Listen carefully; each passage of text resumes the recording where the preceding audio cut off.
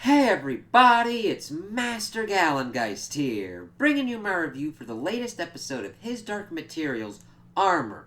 And I really enjoyed this episode because of the introduction of Lee Scoresby and York Burnison.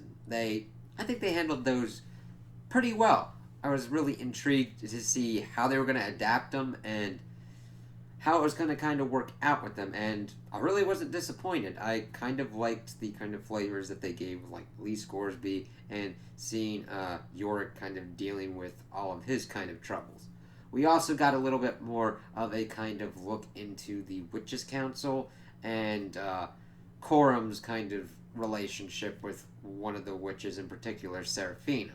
And I think it was kind of cool. They mainly focused everything in the north, but we did get some interesting looks into Mrs. Coulter, the Magisterium, and a little bit of Boreal. So we open up and we see that Scoresby is singing and doing his stuff, pretty much introducing us to, hey, he's an aeronaut, he flies in his balloon and everything, and his kind of relationship with his demon, Hester. And I really like their relationship. Okay. I wouldn't mind seeing a series of them kind of just like following him around and seeing them do their kind of stuff. But he is calm. He sees that the Egyptians are moving north to Trollisund, and he's heading there too because he's looking for his friend York. And we, of course, learn later on that there's more to York than him just being an armored bear. But we kind of get introduced as he's kind of going through trying to get information, but of course, one of the Magisterium people is like, pretty much, screw you, and in return, he steals his pocket watch. And I kind of like that pocket watches are a thing here. It's just, even though it's kind of more old timey, it's interesting that Scoresby kind of goes for pocket watches, as we see later on. He gets into a bar fight trying to get information on York and everything about why York's in the town and what he can do to kind of figure out more information about him, and he steals like 3 pocket watches and a wallet, and people are telling him to stop being troublesome there. Of course, we see that as this is going on, Lyra with Corum has decided to go to the Witches' Council because that is the dude that is pretty much the link between the witches and anybody else that wants to get in contact with them. Kind of as usual, the kind of deal that would be with like a criminal organization, but it's also to protect the witches because, of course, I would think that the Magisterium would want to pretty much take them out because that would be a threat to their power. And they need that kind of protection so that way they can screen anybody trying to mess with them. Of course, they don't really get anywhere too far as they're trying to get their information, the message to Seraphina, because they need allies to take on what's going on with the Magisterium and their whole kind of station and all that. But the consul learns about Lyra having the alethiometer, and they have this kind of way to summon the witches. It's like this cloud pine, and he tasks her with finding out which one is Seraphina's, and she's able to correctly identify it. And as a reward, he kind of gives her a little bit of the cloud pine so that way they could summon Seraphina if they're in trouble. And Lyra does an interesting thing of being like, okay, what kind of question haven't we asked you that we should be? And he, of course, goes to say, hey, you guys are weak, you're going to need some help. There, of course, is an armored bear in town that you'd probably want to look into. So this sets up, of course, Scoresby and Lyra's group kind of clashing with, not clashing, but coming together at York's kind of story center. Of course, they try and go and get his services to help them, but he's just declined. He doesn't want it. And he doesn't have his armor. We find out that he is in trouble because of a drunken rampage that he did. And we see that the Magisterium has pretty much trumped up the charges and stolen his armor and is using him for pretty much labor for whatever they want to do.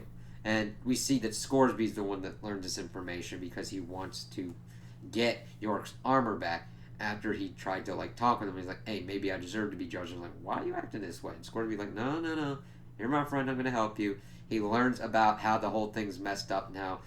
Of course, since Scoresby is kind of like a grifter himself, he knows when somebody's bullshitting, and he's able to figure out that the Magisterium dude is bullshitting him. And like, yeah, that's fake, because he pretty much set a bill that he's like, yeah, I own that armor. So he's not able to get the information that way.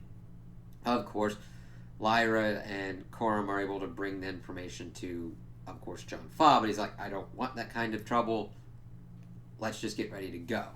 They also get some information that Seraphina's demon is able to come and be like, yeah, we can kind of support you, but some of the witches are working with the Magisterium to steal the children and all that, and it'll take some time to kind of wrangle, but yeah, okay.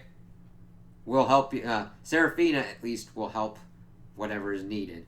Pretty much directed at Coram, and we learn, of course, that him and Seraphina were together, had a child, but due to a plague, the child died, and they kind of went their separate ways. So it was nice to kind of see that character depth added to Coram, and I like seeing him as kind of another father figure in Lyra's life that's being built up that way.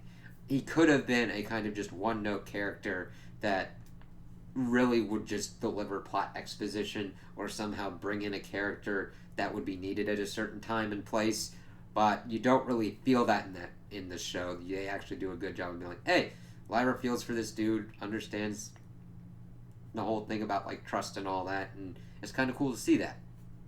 So she of course wants to help Yorick before everything kind of goes south. She kind of gets some information from Scoresby that the armor is important, pretty much like the bear's soul, similar to a demon, because, well, getting into the lore of it, it's sky iron, and each bear kind of forges their own armor for themselves. So they're literally pouring themselves into this armor, so it really does have that soul-like quality for it. It's just like, okay, let's see how this kind of goes. So she decides to kind of go help him, is able to ascertain where his armor is, and sets him off to doing it. He, of course, goes balls crazy, goes for it, is able to get into it, throwing out the Magisterium people, and comes out like a boss.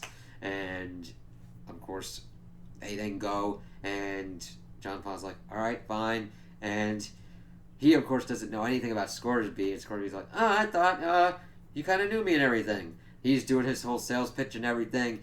And see, a big thing had been talking about cards in this episode, and Lyra's, of course, knows that since she's played cards with the people at Jordan College, you gotta know when to bluff, even if you've got a bad hand, if you're able to bluff your way through. And Lyra really bluffs her way through on this, and then Scoresby's like, damn it, you got me. I kind of like that little look, like, I love that look that sometimes characters get, where they are pissed off at the situation, but they really acknowledge how good they kind of got. It's like, alright, you got me. But, of course, the Egyptians will be needing all the assistance they require, and an aeronaut as air support added to the witches and everything would be very helpful. So it's like, alright, and of course you've got an armored bear that could do metalworking and everything, and is just built like a tank. I really liked what they did with Yorick because it didn't look really fake. It did look imposing, and I liked how they did his voice. Now, the only issue I have is when another armored bear is introduced, you kind of have a hard time telling the difference between the voices. But that's just mainly my kind of issue. It's like, okay, they kind of sound a lot similar. So they kind of start setting off, and that's where Lyra's portion of the episode ends. It took up the main portion. We then also get some stuff getting in with Mrs. Coulter, and there were some interesting things going on here, because we see her going into the Magisterium. We see that her monkey demon was trying to hold her hand at one point, and she swats it away. I like those kind of little character development moments, because we don't see the monkey demon talk at all so far, and seeing it do these small movements, it's like, oh, I want to be closer to you, but Mrs. Coulter doesn't give a crap. And she'd been summoned by the Magisterium pretty much to be dressed down by the Cardinal and get her punishment for what she did. However, he's going, you know what, I'm pretty much putting Father McPhail in charge of the ovulation board and everything, and you're kind of just out. But she's like, oh, that doesn't make any much sense, because I've made contact with the Armored Bear Kingdom. I know the king, and he's captured Lord Asriel, and we can bring him back and all that stuff. Just let me retain my position and ask one question from like a Magisterium controlled alethiometer. And she is able to talk her way through this, and she goes off to ask her question, and her question is, who is Lyra? And it's interesting because Lyra is able to mainly use intuition and feeling, and is able to use that very well with the alethiometer, whereas this reader, dude's like, it could take weeks to get that kind of answer. And I don't give a crap. Just give me the answer. Another thing that we get at the Magisterium is just with Boreal and this alethiometer reader pretty much going and saying, hey, I want you to ask a question. I want you to answer a question for me. And it's mainly dealing with what Grumman had found, or how he had found it. Otherwise, he was going to... He uses extortion pretty much on the dude to get this kind of thing. And it's probably just more of a tease for later on for what's going on in the series, because it was just that one kind of thing, not out of place. It kind of seemed out of place with what else was going on, but if it's more of an effective tease for what's going to be happening later on with, like, the parries and all that, that's fine. The last kind of big thing we get is that we see Mrs. Coulter getting ready to kind of talk to the king of the Armored Bears, Ifor, and we see her kind of nervous bringing up her speech and trying to get everything going on. And we even see the monkey demon trying to kind of be supportive. And she then goes in, and we learn that they've been working together for this. She was the one that pretty much got Yorick to be controlled by the Magisterium in that town and to get him away from the Armored Bears. And that we see her do a very delicate dance of how she kind of presents this information to Ifor. And he, of course, is treating it kind of more of a secret kind of thing and is out of sight for pretty much of this conversation. Until she starts getting to, hey, if we could have Lord Asriel, or at least be in control of him, we offer to baptize you. And that would be a big thing with the Magisterium, pretty much him being the one and only armored bear to be baptized into the Magisterium, giving him all the kind of power that would come with that. It's like, whoa, that's a big thing. And Ifor, of course, pops out. We see his ornate, more kind of kingly armor, as opposed to what we've seen with Yorick's, which is more basic, battle-tested kind of armor. Something that you would really see someone going to war and fighting with, rather than an ostentatious kind of ornamentation that we see with Ifor.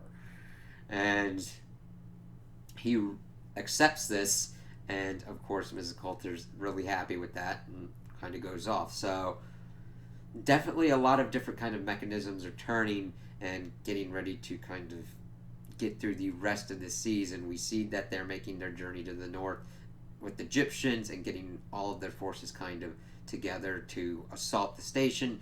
Mrs. Coulter is still trying to figure out who Lyra is as a person and what kind of moves that she will make. She tried to mold Lyra into what she wanted and what she could control, but she never really understood her as a person. She probably just thought of Lyra as an annoying little child, always whining about wanting to save her friend. She doesn't understand all the complexity behind that of, this person is important to me, I want to save them, I will do whatever that takes. She just thought of, oh, I want to help save my friend, I want to help save my friend. She thought of it as certain adults would, an annoying child saying that they want something and not understanding the context of what Lyra wanted and was voicing to her. She's not trying to say that Mrs. Coulter couldn't do it. It's like, this is an important thing to me. I want to do my part to help out. And it's interesting to kind of see that now that Lyra's kind of out of her control, she doesn't really know what to do on those fronts. On these other fronts where she plays this kind of Game of Thrones kind of thing, she's kind of got it on lockdown at the moment. And we'll have to see how they were able to capture Lord Asriel and how he's going to have to get out of that predicament. So I like that we're moving the plot along at a nice pace. We're getting good character development at a nice pace as well. And I can't wait to see what starts to happen next. So those are my opinions on the episode. Tell me what you guys think in the comments below. If you liked it, if you didn't like it, if you agree with me, if you disagree with me. Also like and subscribe, and I hope you have a good day.